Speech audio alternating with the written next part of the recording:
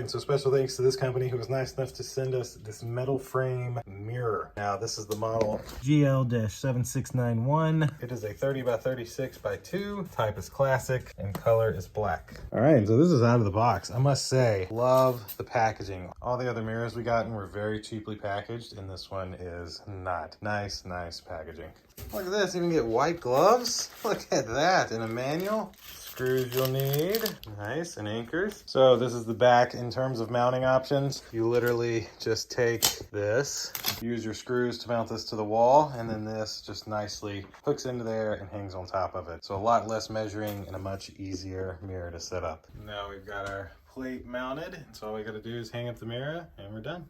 All right, look at this. Oh yeah. And there it is, all installed, beautiful self in the mirror. I really love this. From the frame to the look to the installation, really, really a great product at the end of the day. Thanks again to the company for sending this to me. Thank you all for watching. We'll see you in the next one. Deuces.